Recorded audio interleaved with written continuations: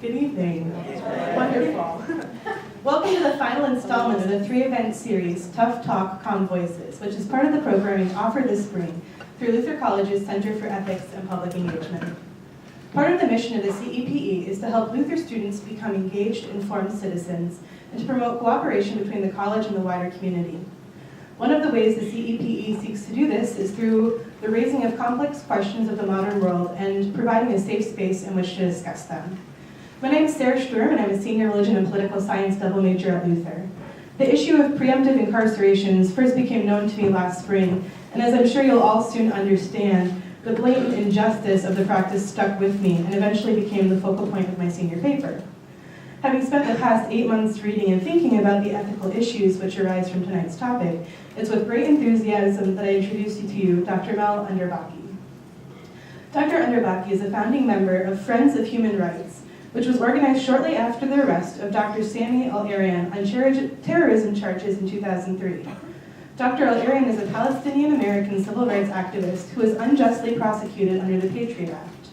While screening the documentary titled USA vs. Al-Arian throughout the United States in 2008 and 2009, Dr. Underbaki learned of many other cases involving innocent Muslims who had been targeted by the United States government in the war on terror. Her current focus is on calling attention to these preemptive prosecutions as well as to the erosion of civil freedoms that affect all Americans post 9/11. Since the founding of the National Coalition to Protect Civil Freedoms in 2010, Dr. Underbaki has served as the director of the Education Committee and as a member of the Board of Directors and the Steering Committee. She's also the editor of the NCPCF News Digest. The Center for Ethics and Public Life is extremely pleased that the National Coalition to Protect Civil Freedoms reached out to co-sponsor tonight's program as they share the interest of increasing public awareness of controversial issues. Please join me in welcoming Dr. Mel Underbaki.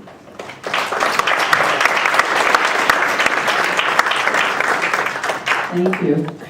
Thank you, Sarah. And I want to thank the Center for Ethics and Public Engagement very much for bringing this important program here. And it's nice to be here with this program. 3 generations of my family went to Luther College, and one of them actually graduated from Luther College. That was my son. And so I'm just going to be kind of short here. Again, thanks a lot to Krista and Victoria for all of their hard work. And I'm just going to do kind of short introductions because I think they'll be telling you more. I think the first person speaking will be Kathy Manley. And she is a criminal defense lawyer and constitutional lawyer at Albany, New York. And she also does a lot of volunteer attorney work. She's a good person. I've known her for like a long time now. She was one of the founding members of the NCPCF. And she has been our legal director since its beginning.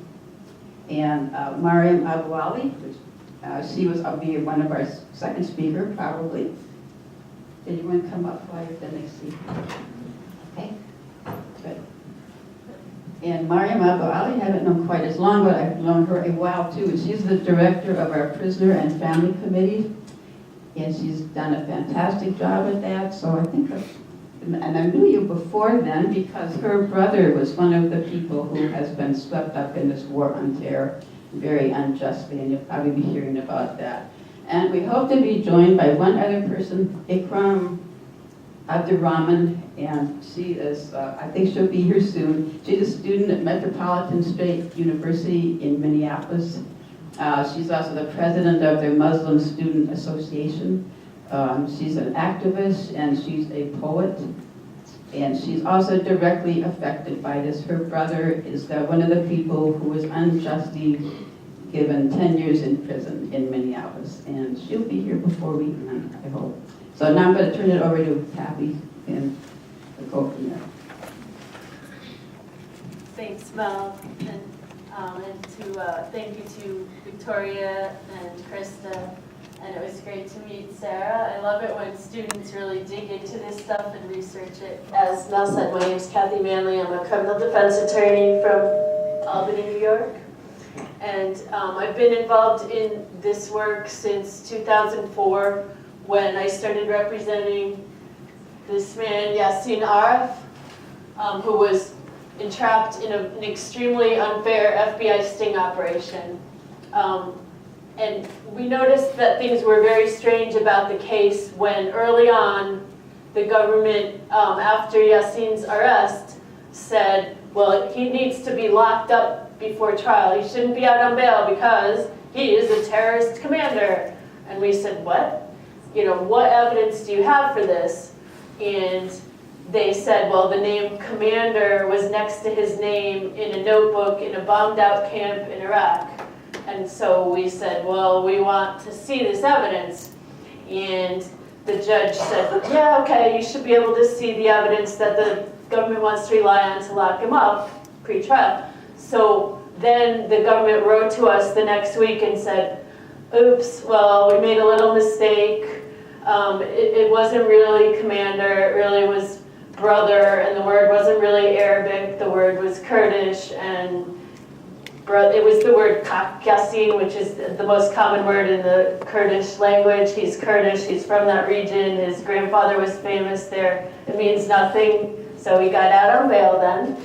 And that was a clue of what was to come with the case. But soon after that, the government invoked what's called the Classified Evidence Procedures Act.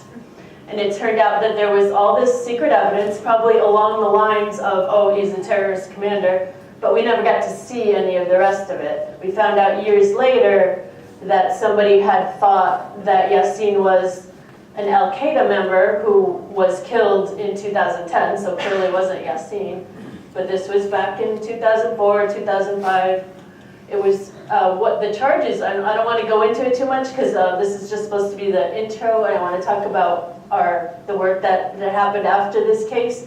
But it was a very complicated FBI sting operation with a informant who was a con artist, criminal, who was trying to trick my client and his co-defendant into agreeing to something that was apparently illegal, but he didn't explain it was illegal.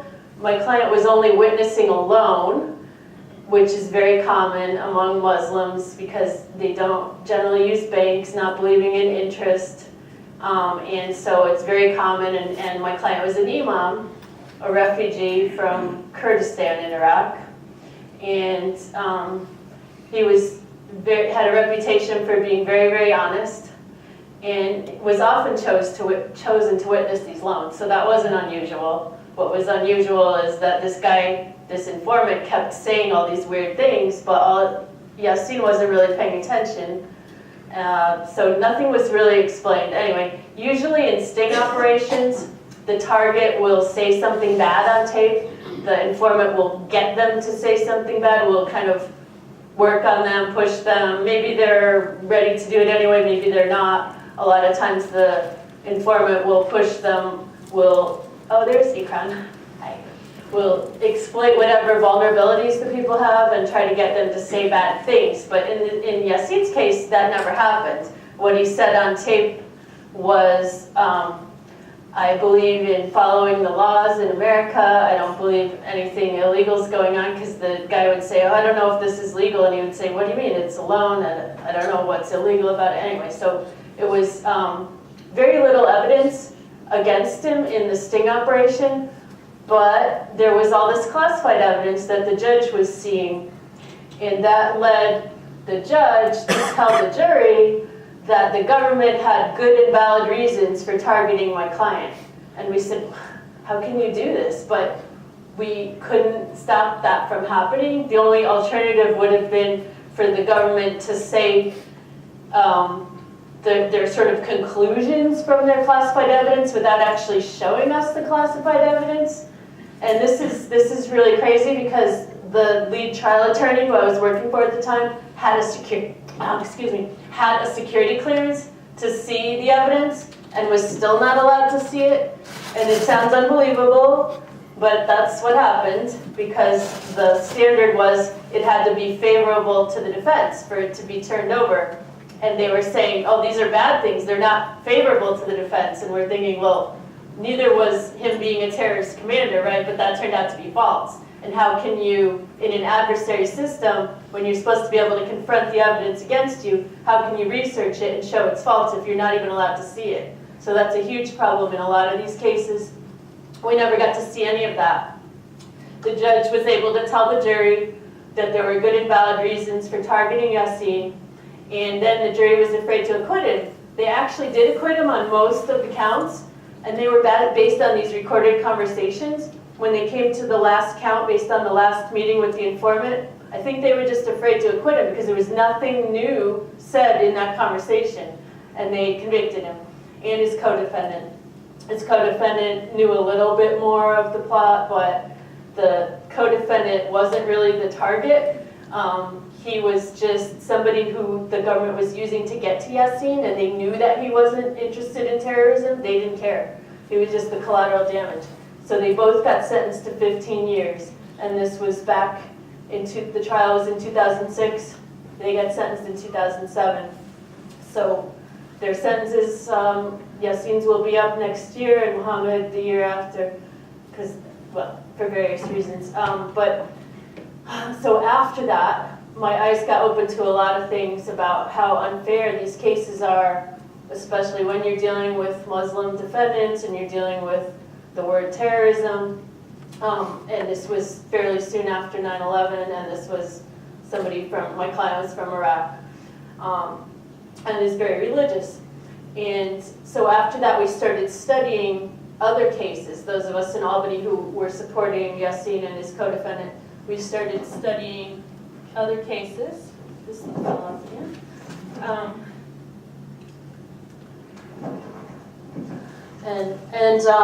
We ended up getting a list of about 400 cases that the Obama administration said were domestic terrorism cases.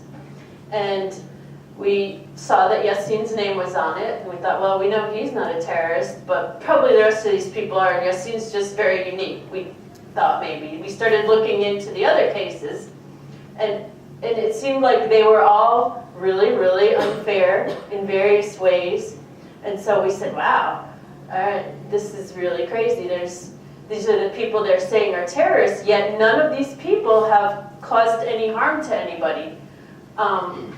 Actually, we started studying them really systematically. We have a database of these cases, and we looked at whether they were what we call preemptive prosecution, which this is something that we learned from Yassin's cases. What happened was the government said after his sentencing, well, we didn't have evidence he was a terrorist, but we think he had the ideology, and we were afraid that he was going to maybe do something in the future, so we had to preempt it with this sting operation, right? So, and this is sort of like Dick Cheney, the former vice president, saying, if there's a 1% chance that somebody in the future might harm the US, you have to preempt it now. So this is kind of their model. They, at all costs, were trying to prevent another 9/11. They didn't care how much damage they did to people's lives or the Constitution. So we looked at, of these 400 cases, how many were preemptive prosecution, where the target hadn't actually been engaging in any crime, any real crime, anything that you would think of as real crimes. And out of those 400 cases, only 4 people, and this is between 2001 and 2010, so it's before the Boston Marathon bombing. There's other things that have happened since, but for that time period, which is the list that we had, only 4 people had either engaged in violence in the US or even attempted to engage in violence in the US. And another about 5, same thing overseas. So that's less than 1%. The rest of the cases were either sting operations, where who knows what the people would have or wouldn't have done. And in many cases that I've studied, they wouldn't have done anything if the informant hadn't come to them and pushed them, given them everything they needed, you know, or have committed what's called material support to terrorism, which is a charge where you can be convicted for giving any kind of support. It can even be a newspaper article talking about a group. It can even be legal work for a group, as long as that group is on a designated terrorist list. you can be convicted of material support without having any intent to further violence. And this is unfortunately something that the Supreme Court said in 2010 in a case called Humanitarian Law Project. And so there's also cases that have very vague conspiracy charges where there might be one or two people that might be trying to do something, and then other people who just are vaguely associated with them and get swept up into this. So out of our 400 cases, 74% of them are what we call pure preemptive prosecution, where the targets were not engaging in any crime at all other than a sting operation or this material support where they weren't actually trying to do anything violent, things like that. And then 94% of those 400 cases were what we call either preemptive prosecution or elements of preemptive prosecution, where they might have been involved in some low-level crime, like we had people who were selling baby formula on the internet in some kind of fraudulent way, but it had nothing to do with terrorism. And because they were Muslim and the government was afraid that somehow maybe there might be some money going to a terrorist group even though they couldn't show it. They were just kind of treated as terrorist cases, things like that. So 94% of the cases, and very few, almost none, were actually terrorists, maybe just way less than 1%. And as far as the sting operations, I don't know how much time I have, but I was going to try to give a couple examples. So, anyway, sting operations, one example, aside from Yassin's case, is the case of the Newburgh Four, which are these guys up here. You can't see them very well. There's 4 men from Newburgh, New York, which is a very impoverished community. They had been in prison. They didn't have any money. They didn't have any jobs. They didn't even have driver's licenses. And the informant, it was actually the same informant that was in Yassin's case. Shahid Hussein was sent by the FBI to a mosque down in Newburgh to look for a target, just trolling the mosque for a year. The people there got really sick of him, kicked him out of the mosque. He's hanging around the parking lot of the mosque looking for somebody to get into a sting operation so he can get paid by the FBI. He meets this guy named James Cromedy, who's one of these guys. He's basically like a low-level con artist, and he's trying to con Shahid Hussein because Shahid Hussein is driving a Mercedes and he's dressed really fancy and he's trying to portray himself as very, very rich. And so James is like, yeah, okay, you're my friend. And so the informant's trying to con James into doing this sting. James is trying to con the informant. They're trying to con each other, and this goes on for a while, and James is saying all this crazy stuff. Oh yeah, because the informant's saying, oh, you know, Jews are bad, and we got to fight in the name of Islam, and we got to be jihadists, and all this stuff. And James is like, yeah, we got to do all this stuff, and oh, I hate Jews, and but just saying whatever he thought he wanted to hear. And he was like, yeah, I went to Pakistan, and I blew a bunch of stuff up. I blew up Walmart, all this crazy stuff, which was totally made up. And they're just playing off each other. And finally, James gets tired of it, and he kind of disappears for a while. And then the informant calls him up, doesn't know the government's listening, because the government had actually tapped his phone, the informant's phone, and he didn't know. He just thought he could control when it was being recorded. But this particular conversation was recorded, and he said, hey, James, brother, come on, I promised you $250,000 and you don't want it? And James is like, oh, yeah, I'm in. I'm back in. So what does that sound like to you? Is there a word for this? Entrapment. You would think that is kind of the definition of entrapment, right? He doesn't want to do it till he's offered $250,000, which a lot of people would jump at. Then James recruits these 3 other guys at the last minute who are each offered $5,000. to supposedly push a button on a cell phone, which is going to set off a bomb, except they don't hook it up right. Now, is that because they really don't want to do it or because they don't know how? Who knows? But they said it's because they didn't really want to do it. They just wanted the money. So they went to trial. They argued entrapment. They lost. They're serving 25 years for attempting to set off this bomb, which was fake. So that's a sting operation. And then I think I'm almost out of time, but okay. So we have, just to say, we have a bunch of recommendations from our report, but the three main ones are for entrapment cases, the government should have to show that the targets were already involved in this kind of activity before, or at least had the ideology. They don't even have to show that anymore. They shouldn't, and it shouldn't be just ideology. It should be they were trying to actually do something. And number two is if there's classified evidence, the defense attorney should be able to see it. As long as the judge is going to see it, that's the Sixth Amendment. And then what was the other one? Let's see. Oh, the material support law, which I didn't talk about that much. In order to be convicted of material support, you should have to have an intent to support violence. So those three things would go a ways, but we don't seem to be going down the road of fixing these things right now. So we need to build the resistance. And I will pass it off to Miriam.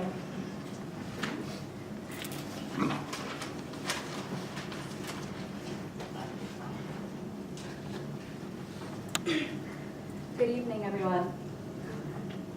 Can you hear me? Can you hear me? All right, great. My name is Maryam Abu Ali. I am the sister of Ahmed Abu Ali.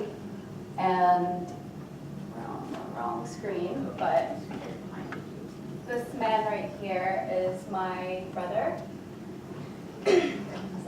So yesterday, I got a phone call from my parents early in the morning.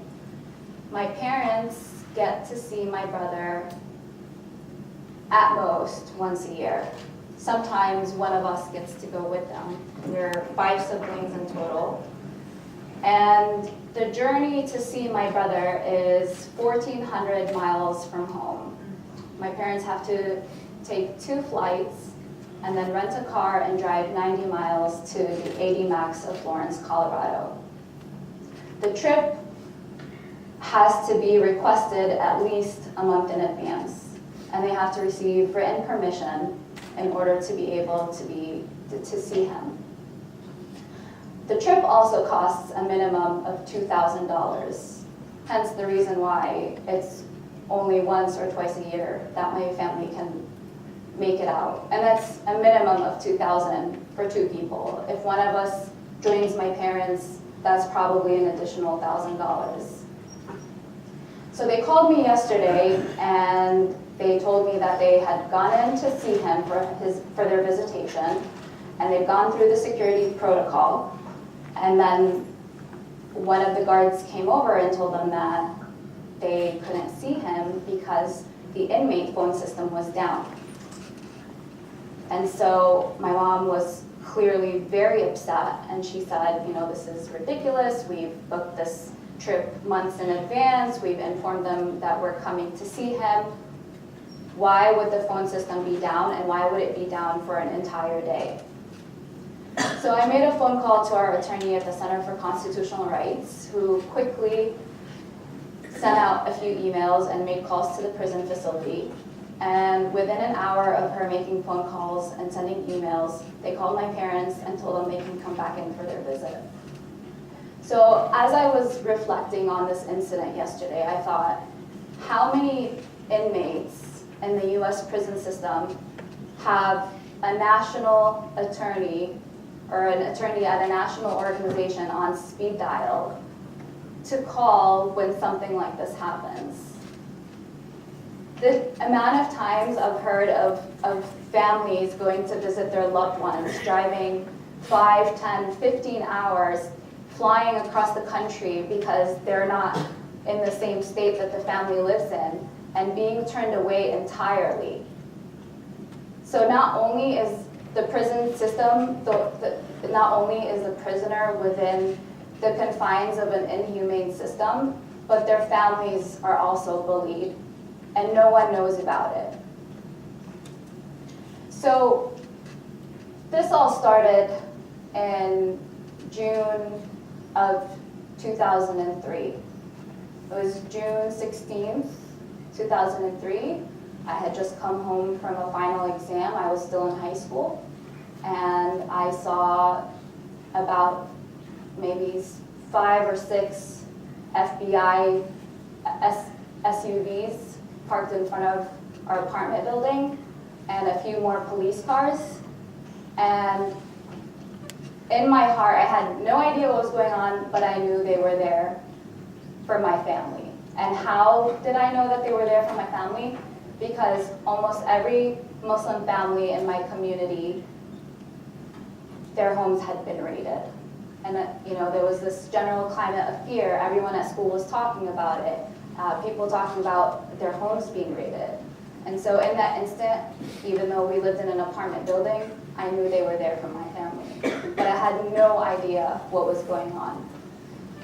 So thereafter is when we found out that a week prior, on June 8th of 2003, my brother, who was 22 years old at the time, who was studying abroad in Saudi Arabia, he was studying Islamic studies to become an imam, had been detained by the Saudi intelligence, and we had no idea where he was held, whether he was dead or alive. His phone was disconnected.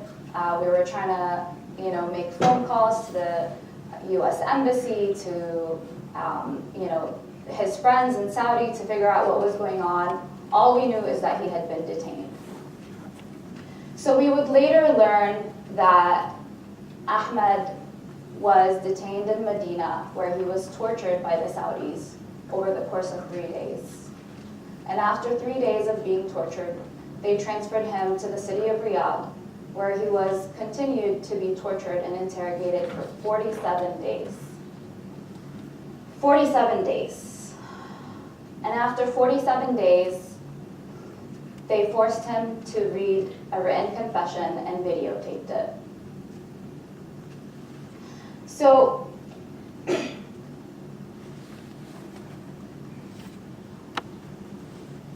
this was all happening with the involvement of the FBI. So the FBI was there watching his interrogation through a one-way mirror. They were telling the Saudi intelligence what questions to ask him.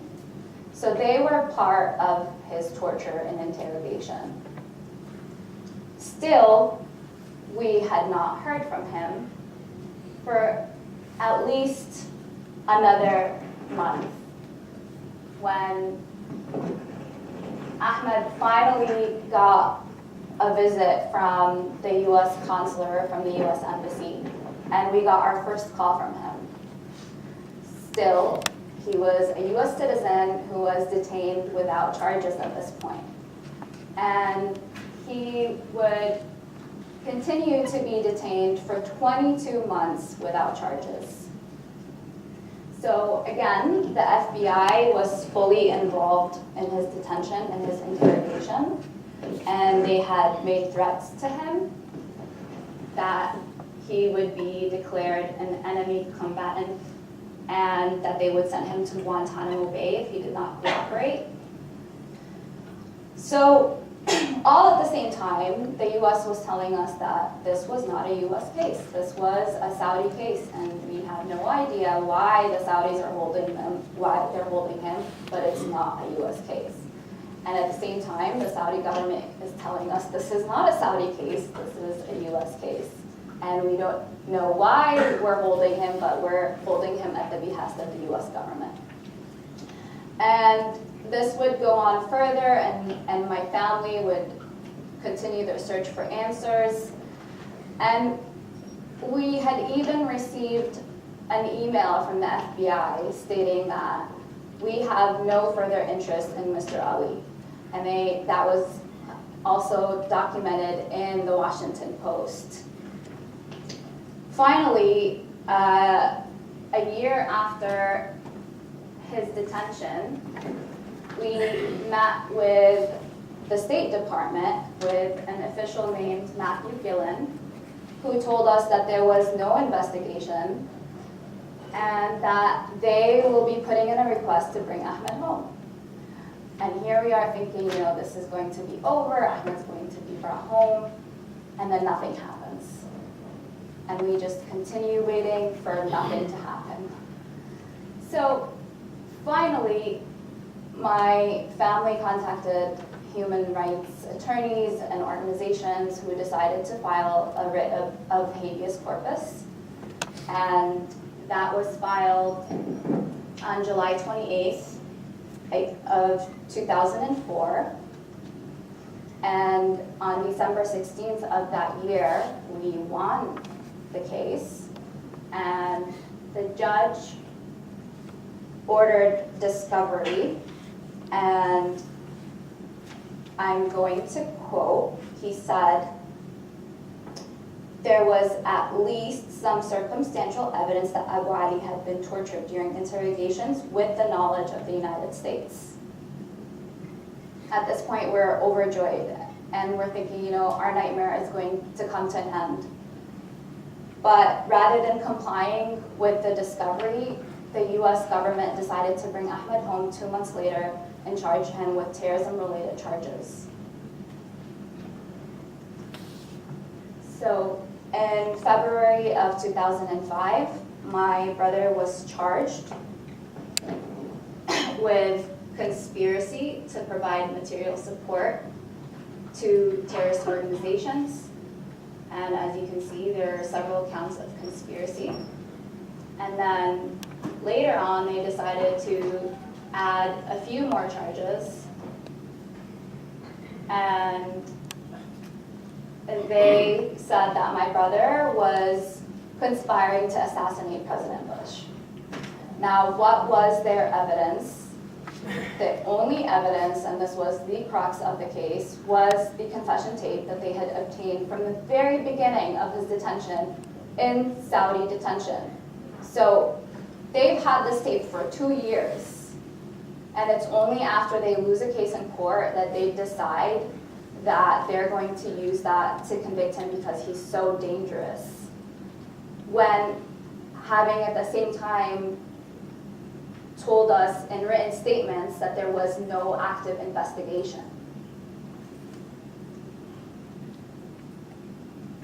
So again, if you look back at the newspapers during that time, everyone was saying the case was flimsy. There's no way this would result in a conviction. That the charges were preposterous. In fact, when the charges were read in court, it was the courtroom was packed with supporters from our community, and people started laughing because it was just that outrageous. Because everyone in the community knew my brother, and everyone knew that there's no way this was in any way actually true.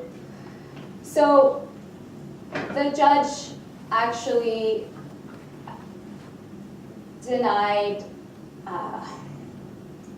he refused to present the jury with the defense torture expert witness report. My brother was examined by 2 torture experts who had testified that my brother had been tortured, and still my brother was convicted.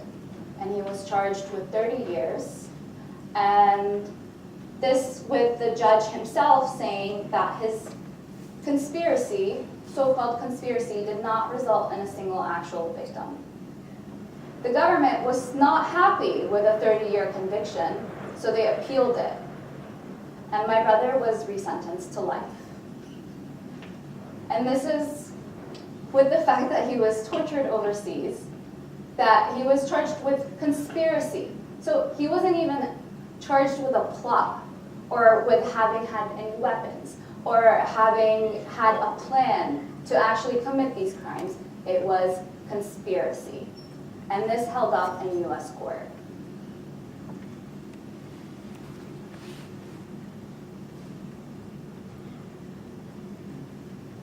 So I just want to talk about a day in the life of my brother, who has been in solitary confinement for the past 14 years. 14 years in solitary confinement.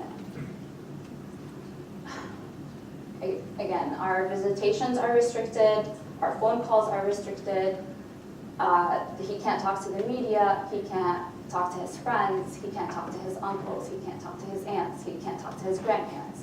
The only people he's allowed to talk to are immediate family. So, I had a lot to talk about, but I think I'll try to cover some points.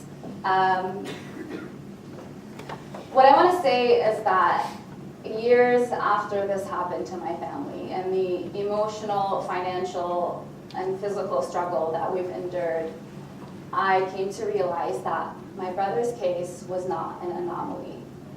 That this was, in fact, a systemic targeting of our communities. And I want to tie it back into a larger problem in the US, and that's mass incarceration. Because there's no way that my brother would have been held in these conditions if the system didn't already exist. And the fact is that we have a very broken criminal justice system. From whether it's the use of solitary confinement or the racial biases. So obviously incarceration devastates not only families, but it devastates communities, and particularly communities of color. And there really needs to be a shift in our nation's mindset on the use of prisons and punishment, and just in general, how we view punishment. So right now, the system is punitive and is in no way rehabilitative. So, locking someone up perpetually in solitary confinement is just going to drive that person crazy. It is in no way a benefit to the community at large. It is no way protecting that community at large. And I also want to tie in the war on terror with the war on drugs, because there are many parallels. So just like the vast majority of drug convictions are nonviolent offenses, the vast majority of terrorism convictions are also nonviolent. These are not people who are actually criminals. They are not a threat to society. They have not committed any violence. So just like, again, we've seen in the war on drugs that the prosecutors just care about their win and about the percentage of their wins that result in convictions. So I don't know if you've heard of the term trial penalty, but this is the idea that if you go to trial, if you were to get convicted, you're likely to get a sentence that's 3 times as long as if you were to take a plea bargain. And so 97% of convictions are plea bargains. And that's regardless of whether that person feels that they are innocent or not. It's more about, do I want to spend 30 years in prison? Or should I just not take that risk and get off on 10 because I have a family to get back to? So, despite the fact that a trial by a jury of our peers is a constitutional right, it's, for some reason, criminalized to an extent. If you're in a situation where you feel like you have to take a plea bargain, and clearly, my brother did not take a plea bargain because he maintains his innocence, and he's gotten life in prison. And I also want to talk about the racial bias in the system. And what it boils down to is the discrepancy in how white people versus colored people are charged and convicted. when, despite similar rates of drug usage, a black man is nearly 4 times as likely to be arrested for marijuana use as a white man, right? And black males are often given much longer sentences than their white peers, and that blacks and Latinos make up 30% of the population, but they represent 60% of the prison population, then we have a problem.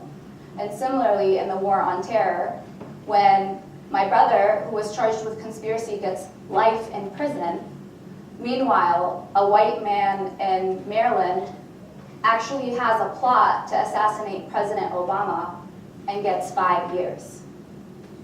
Similarly, in the new cases of ISIS convictions, where a black man or a brown man is getting 10 to 20 years, and then I don't know if you guys have seen the news, but just a few days ago, it was revealed that an FBI agent had flown, or a woman working with the FBI as a translator, had gone to Syria and married an ISIS jihadist, and then came back and only got 2 years in prison. So clearly, there's a problem with the system. And finally, my conclusion is that nothing happens in a vacuum. So, you know, we've all seen the sharp rise of Islamophobia, and you know, we've all heard about the Trump Muslim ban.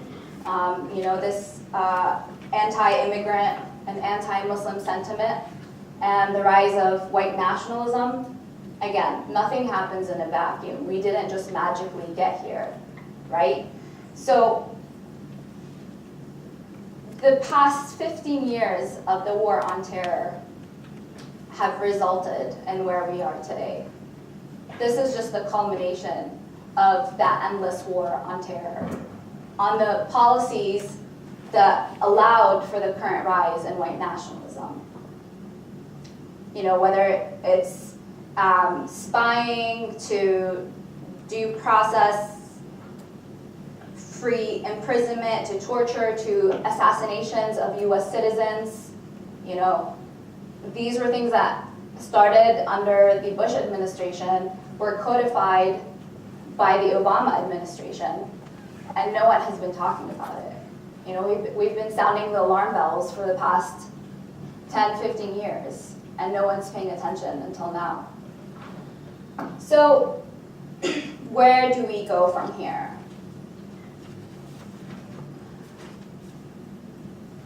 I guess for me, it's identifying the connections between our struggles. Because, you know, the war on terror has resulted in, 800 convictions.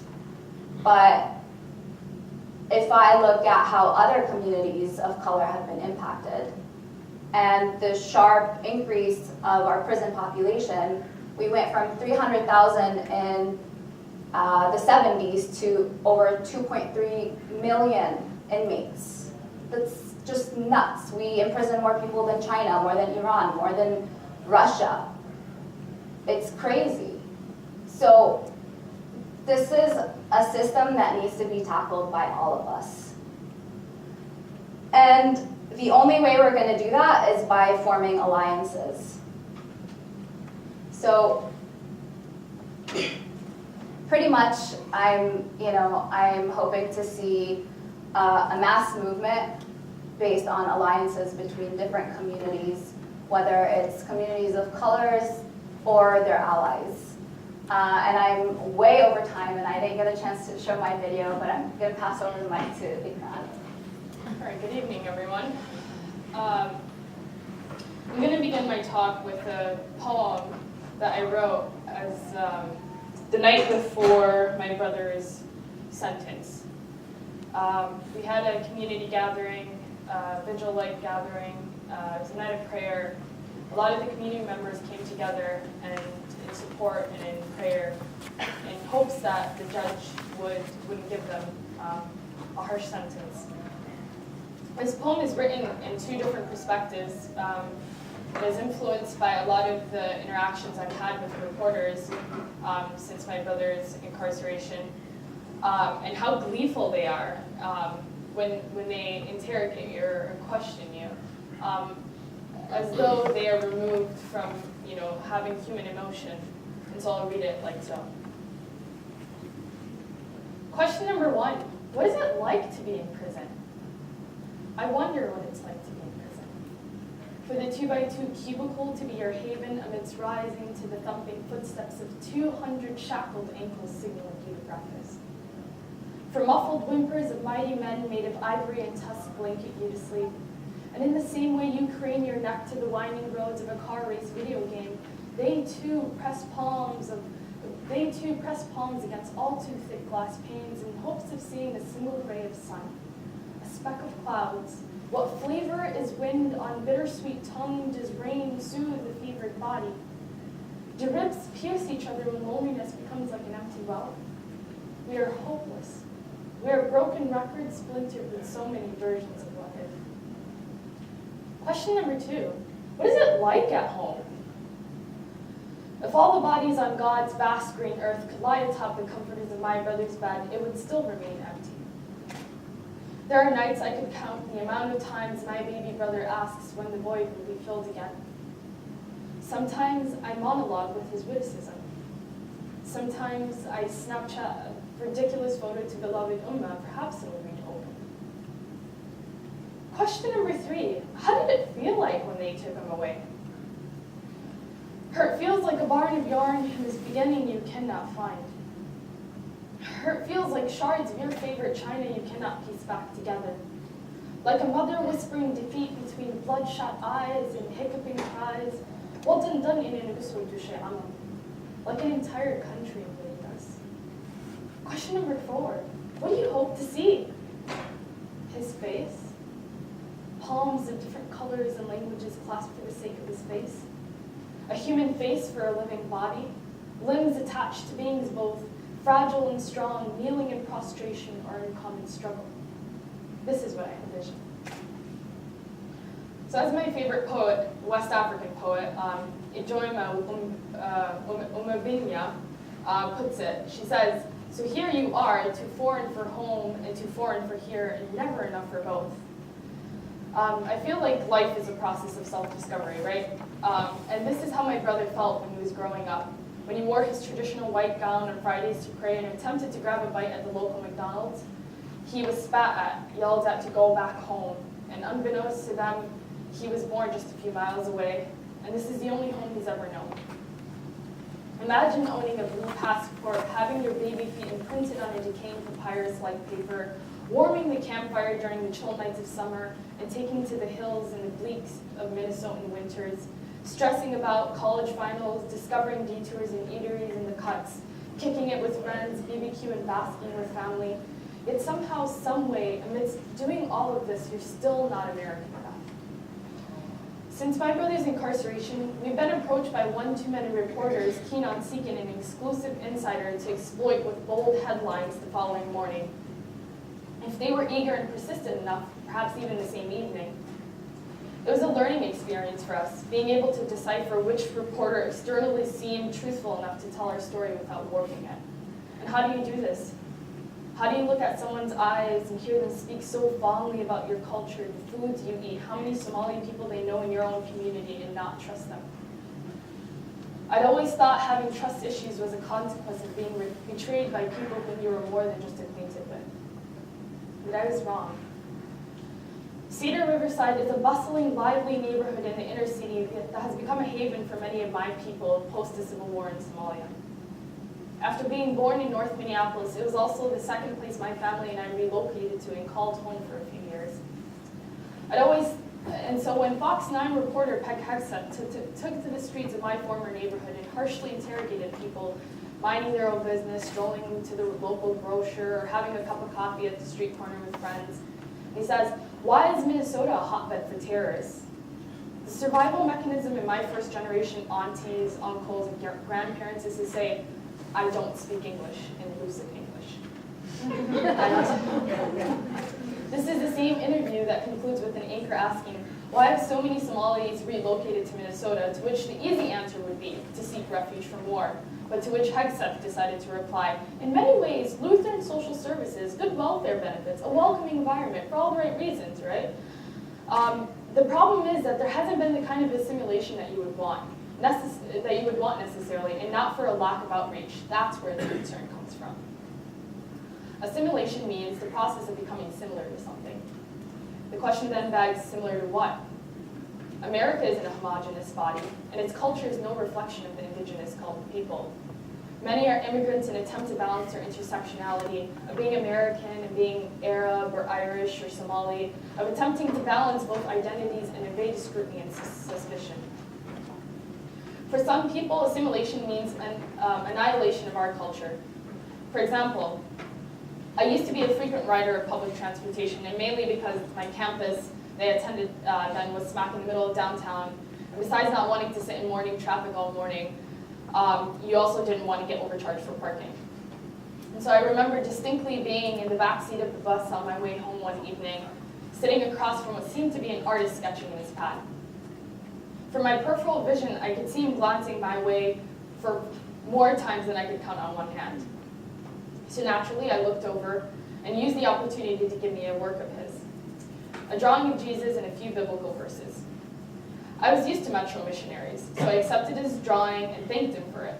He started talking then, so I removed my headphones to hear better. "You should believe in Jesus," he said, to which I smiled and said, "Oh, but I do believe in Jesus."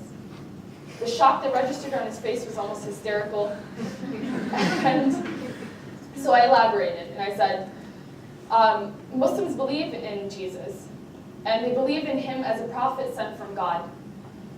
In fact, we have a whole chapter in the Quran dedicated to Mary, the mother of Jesus. He looked skeptic, so I pulled out an English translation of the Quran and showed him the chapter. He didn't take this very well. In fact, he shook his head furiously, grabbed the line to signal a stop, yelled, "Go to hell," at the top of his lungs, and exited through the back door.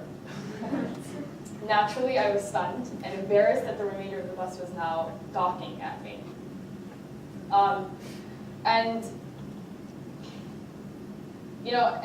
It was really surprising to me that more than anything, I'd done absolutely nothing to irk him besides being Muslim.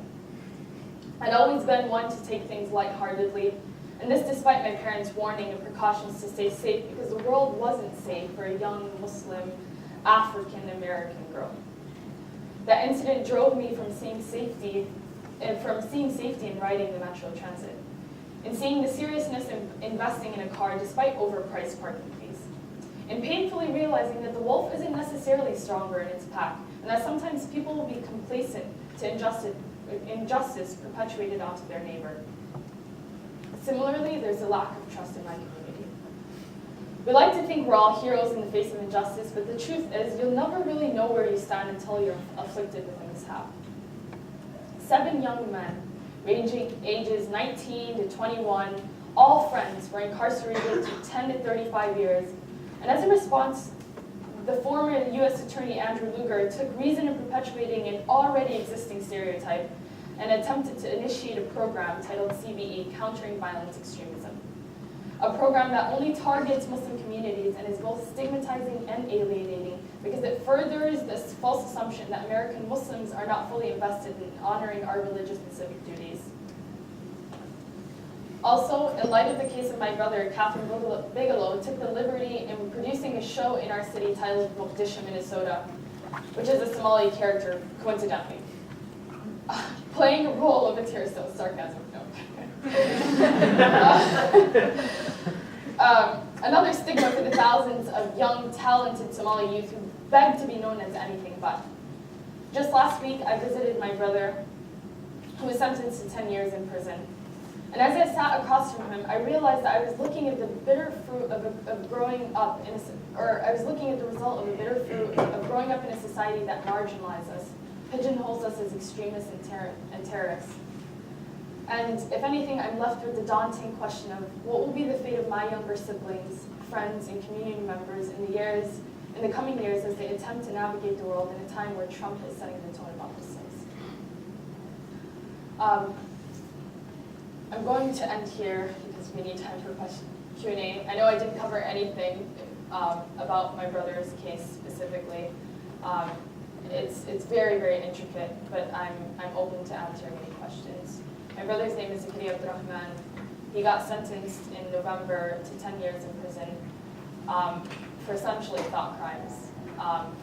The factual charge that is written down, nevertheless, is conspiracy to attempt to aid a foreign terrorist organization. Yes, so there's also an informant involved. It was one of their close friends, and he was threatened by the FBI first and was told that he was going to be locked up for life if he didn't rat out or basically record the remainder of his friends. And so now there's 9 young men where I come from who are all in the same social sphere, who all ate at my house, all played basketball in my backyard, who I all knew, serving from 10 to 35 years.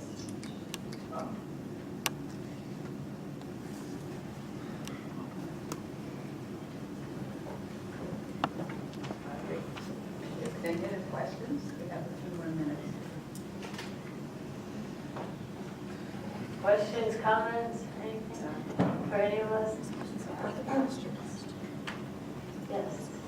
What can we do?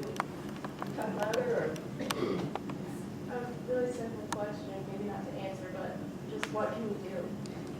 Yeah, I mean, like Miriam was saying, right, make alliances with these different movements, figure out where you want to get involved, what you look into it more, use a couple of websites there, see where you want to fit in and do what you can and educate yourself. Right, join our mailing list. there's a sign-up sheet right outside We have on the a table out there, right? Well, I can also leave a link for a website that we have under construction for the 7 young men who were arrested. There's you can write letters to them, you can donate to their commissary, you can learn more about their individual cases. I also think, and this is an advice that was given to me by a friend of mine.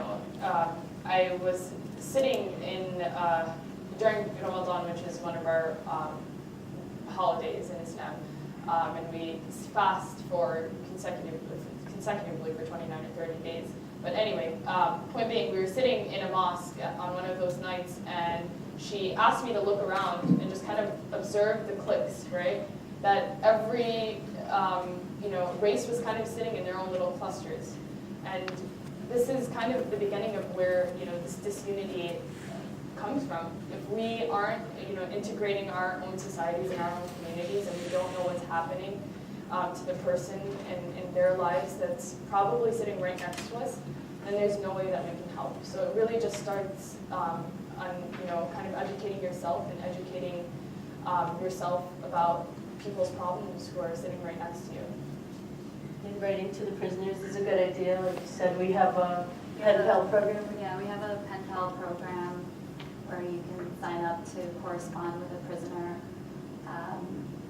But again, I do want to stress the formance of alliances. I think that is key. I think for me, my growth has come from learning about how other communities are impacted by these policies, because it's not just my community.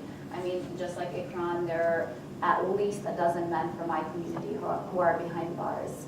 But when I started learning about mass incarceration, I realized that this is a much bigger problem that requires all of us to tackle. So I think, it is a system that is unfair, that is unjust, that is not working for us. And if we want to be a progressive society, I think we need to start talking about punishment and prisons and rehabilitation and making decisions for our community that don't come from a place of fear. There's actually a quote I came across that I really like by Cornel West, and it's, "Never forget that justice is what love looks like in public."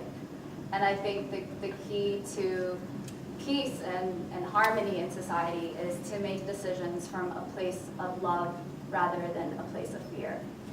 And going after mass incarceration and bringing it way down, the prison levels way down, isn't some utopian thing that nobody else has done. We're the outliers. Most of the world does not lock up that many people like we do.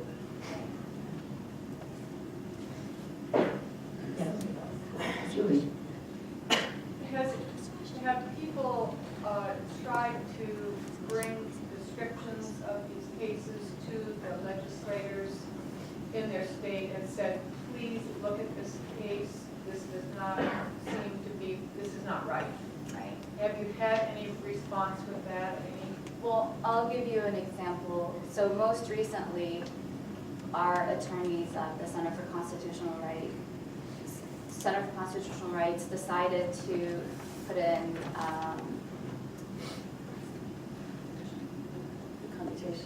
a commutation petition last year, right before the end of the Obama presidency.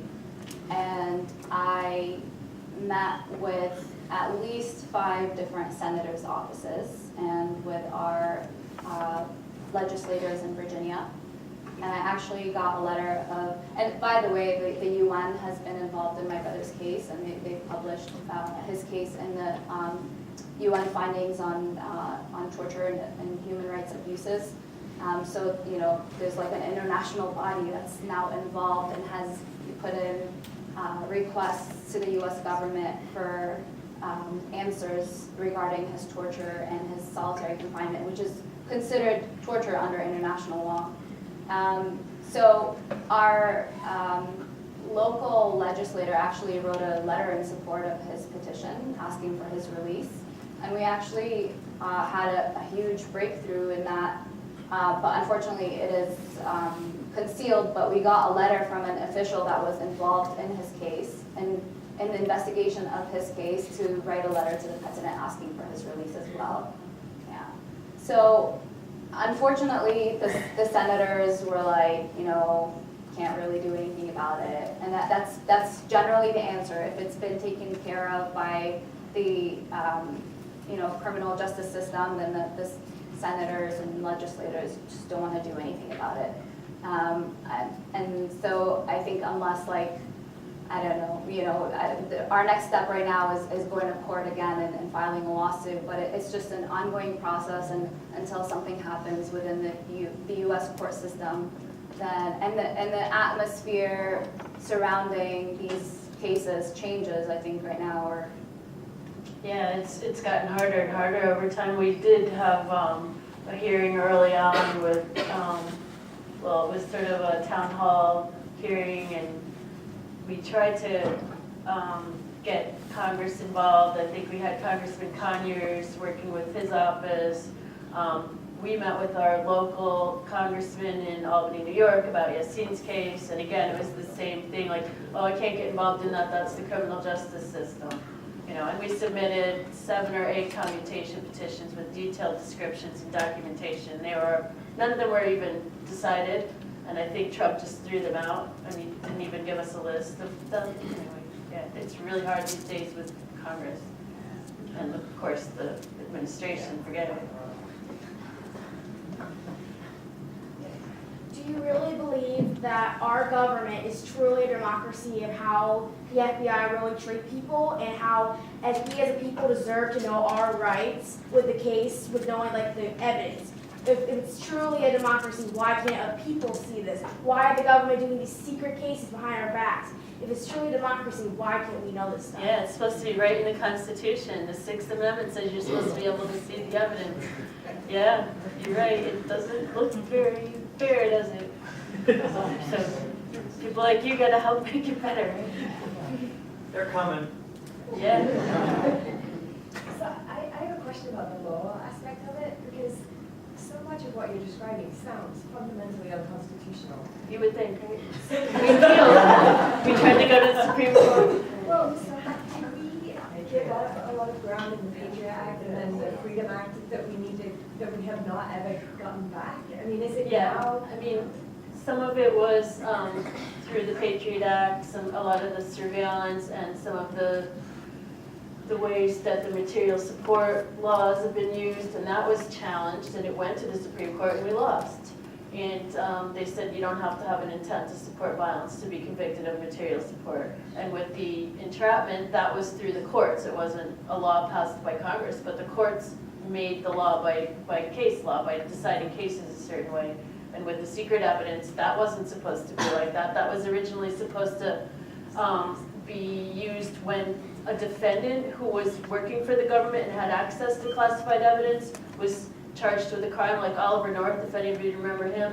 He was charged with Ran-Contra scandal, and he said, I'm going to get free by bringing the classified evidence into open court, and the government won't allow that, so they dropped the charges. So that's when they passed this Classified Evidence Procedures Act, and that's how it was supposed to be used. But now they've been using it since 9/11 against people who had no access to it, and saying that, like with the Guantanamo cases, that those people's thoughts and their own experiences of torture is classified. And it's totally nuts, and it's, you know, it's happened in a variety of ways, but a lot since 9/11.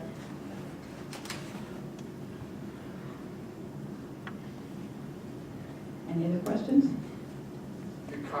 Your comment about, in your poem, the media's gleefulness in their questions. Do you find the media just totally lost in terms of looking for fact and looking for truth and being the portrayer of information to inform citizens about the travesties going on? I don't think it's completely lost. There is hope. There's always a glimmer of hope in every given situation, I think. We have, reached out to like alternative media sources. I myself am a writer for my campus newspaper. So like we attempt to cover things with people that we know aren't going to, basically put a negative light on things just to kind of gain that reputation. Unfortunately, I think as a society, we tend to inhale so much negativity, and it's kind of become, that's what sells, unfortunately. And so when we, read stories that are positive, it doesn't, it doesn't make it to the charts. And so, even with these independent media sources, we know it's not going to reach a vast amount of American citizens like it's supposed to. But that's the best that we can do, given that pretty much every media source that we've trusted thus far have, I've had reporters sit in our living room and tell us, if this happened to my daughter, I'd be devastated. And, this is what my daughter is doing in her life, and this is what my son is doing in his life. And then they'll go and write this big story, and it's headlines next morning, and it's created this really big gap in the community, because we don't necessarily want silence, because then it looks like you're covering something, or like you don't think it's important enough to relay. But it's also, it kind of it puts us in a situation where it's kind of like you're between a rock and a hard in a hard place. It's tough, but we're trying. There are some good alternative journalists around, Democracy Now! And other outlets.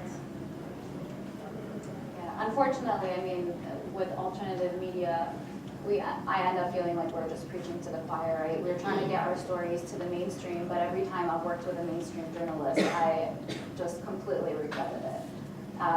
That's been my experience. I now have like a list of questions anytime a journalist approaches me for a story, and I interrogate them, and I ask for quotations before the piece is published, and I sometimes ask to read the piece as well before it's published. But just most recently, I worked with a journalist last year, who promised to be objective and fair, and then her excuse was, "Oh, I submitted my piece, and the editors, went crazy with it." So, yeah, it's really unfortunate that we can't work with mainstream media to get our stories out there. And I think the problem is that I think within our consciousness, the word terrorism is just like, it's almost like, okay, brain shut down, bad, can't even read between, like, read the nuances or understand what's really happening. It's like, oh, he's a terrorist, he deserves that. On that note, I think we're out of time, and somebody else coming in this room, I think. I don't know that for sure, but, okay. But anyway, I want to thank everybody for coming, and thanks for that.